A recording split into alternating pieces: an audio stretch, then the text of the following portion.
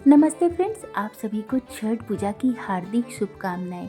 आशा करती हूँ कि आप सभी लोग बहुत अच्छे होंगे। मैं भी बहुत ही अच्छी हूँ। तो खरना वाले दिन मैंने कैसे प्रसाद तैयार किया था, आज मैं आप लोगों के साथ वही शेयर करूँगी। खरना वाले दिन मैंने क्या क्या किया था, तो चलिए सबसे पहले मैं नहा धोआ करके पूजा करके आ गई हूँ। और यहाँ पर मैंने लिया है चूल्हा। ये नया चूल्हा, ये सिर्फ छठ पूजा में ही मैं इसका यूज करती हूँ, क्योंकि छठ पूजा में ना नए चूल्हे पर ही खाना बनता है। मिट्टी का चूल्हा बनाया जाता है और आम की लकड़ी से खाना बनाया जाता है।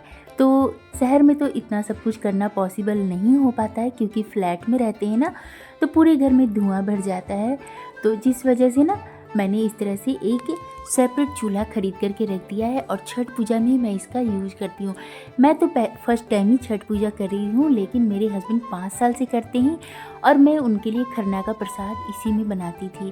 तो चलिए चूल्हा पूजन मैंने कर लिया है। सबसे पहले मैंने अक्षत रोली, टीका लगा दिया, फूल चढ़ाया, अगरबत्ती दिखाऊंगी और ये हमारा चूल्हा पूजन हो गया है।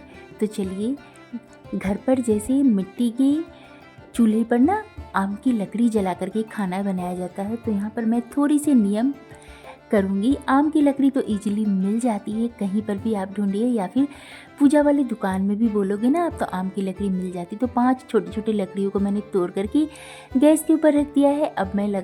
अब मैं गैस ऑन करूँगी और देखिए ये लकड़ी जल गई। इसका मतलब हमारा चूल्हा तैयार हो गया है छठ पूजा का महाप्रसाद बनाने के लिए।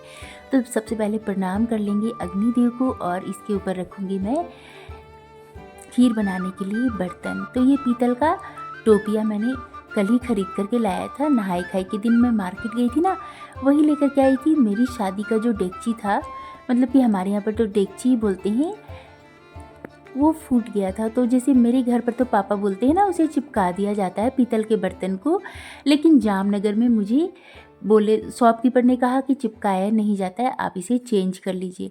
वैसे सच बताऊं, 1100 रुपये किलो पीतल का बर्तन दे रहा था। उसमें भी बोल रहा था 20% और लगेगा, क्योंकि अभी रेट बढ़ गए हैं पूजा के कारण ना, रेट थोड़े बहुत हाई हो गए थे। और पापा ने बताया था घर पर तो 800 रुपीज़ kg ही है कलकत्ता में, लेकिन जामनगर में थोड़ा कॉस्टली पड़ा था मुझे।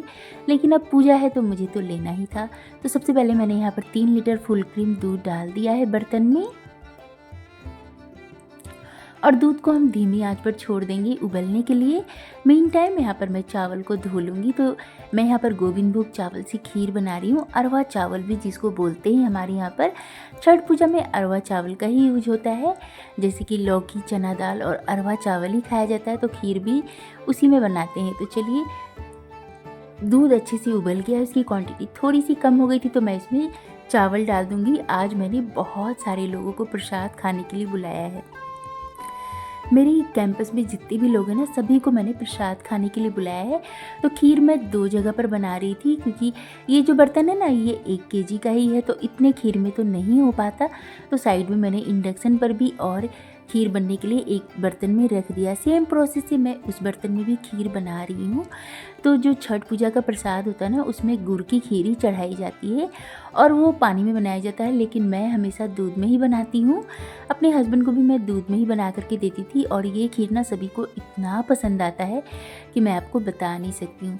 चावल को भी धीरे धीरे करके ना अच्छे से कुक होने देंगे और इसे मिक्स करते रहेंगे, ताकि चावल नीचे चिपके बिल्कुल भी नहीं। और यहाँ पर मैं ड्राई फ्रूट को भी कट कर लूँगी। तो काजू, बादाम, पिस्ता, किशमिश, ये सारी ड्राई फ्रूट मैं इसमें डालूंगी। थोड़े से सूखे नारियल भी डालूंगी, इससे खीर में ना स्वाद बहुत अच्छा आता है।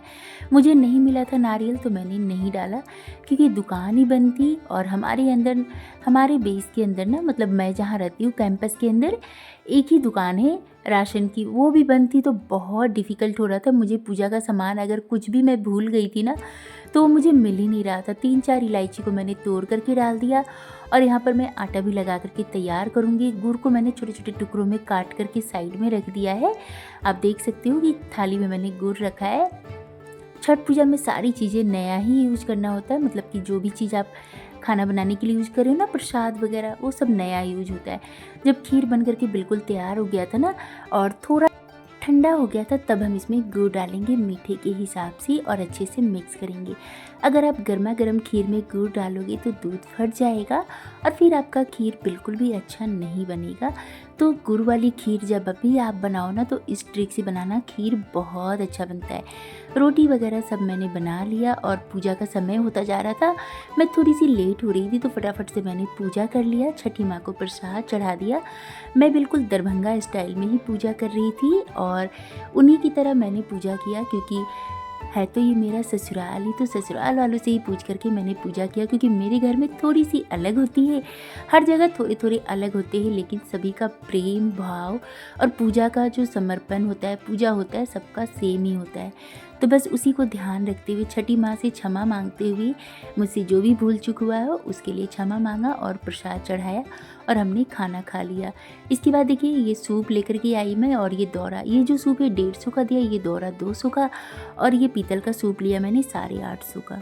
इतने में ही सारे मेहमान आ गए थे तो सभी को मैंने खाना खिलाया, खीर, रोटी और केला। रोटी मैंने नहीं बनाया था, मेरी जो हाउस उसी ने बनाया था, मैंने उसे अच्छे से दोस्ती रोटी बनाना सिखा दिया था।